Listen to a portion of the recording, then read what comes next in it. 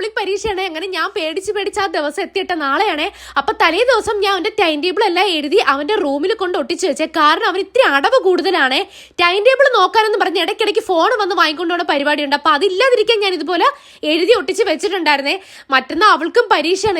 എല്ലാം കൂടെ എനിക്ക് ഒരു വട്ട് പരുവത്തി ഇരിക്കണേ, ശ്രദ്ധിക്കാൻ പറ്റില്ല. വീട്ടിലെ ജോലി, വീഡിയോ എടുപ്പ്, അതിൻ്റെ ഇടയിൽ അവൻ്റെത് എല്ലാം കൂടെ ടെൻഷൻ. പിന്നെ അവനെ പഠിക്കാൻ ഇരുത്തിയിട്ട് നേരെ പോയി കുറച്ച് ചപ്പാത്തി ചുട്ടിട്ടുണ്ടായിരുന്നേ.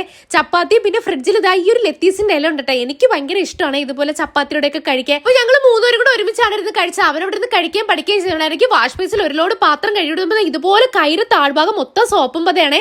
പിന്നെ ഞാൻ അങ്ങ് ഡ്രസ്സ് മാറ്റും, എങ്ങനെയാവുന്നോ എന്തോ. അതിനിടയ്ക്ക് എന്നോട് കുത്തിമറിയാൻ വന്നപ്പോൾ ആ സൂചി ഇട്ട് 2 കുത്തു കൊടുത്ത ബോഡി കേട്ടാ. പിന്നെ വർക്കെല്ലാം ഒതുക്കി പിന്നെ ഗീവ് അവേ പ്രോഡക്റ്റ് എല്ലാം പാക്ക് ചെയ്ത് എല്ലാം കൂടെ വട്ട് പരുവത്തി ഇരിക്കുകയാണ്. അപ്പൊ 10ാം ക്ലാസ് പരീക്ഷ എഴുതുന്ന എല്ലാ മക്കൾക്കും എന്റെ ആശംസകളെ. എല്ലാവരും നല്ലപോലെ ജയിക്കട്ടെ. വിരിക്കാൻ ചെന്നപ്പോ അവിടെയും കുത്തിമറിഞ്ഞ് ഒരു മൂലയെ കിടന്ന് ഉറക്കായി. അപ്പൊ ഇന്നത്തെ വീഡിയോ ഇത്രയല്ലേ.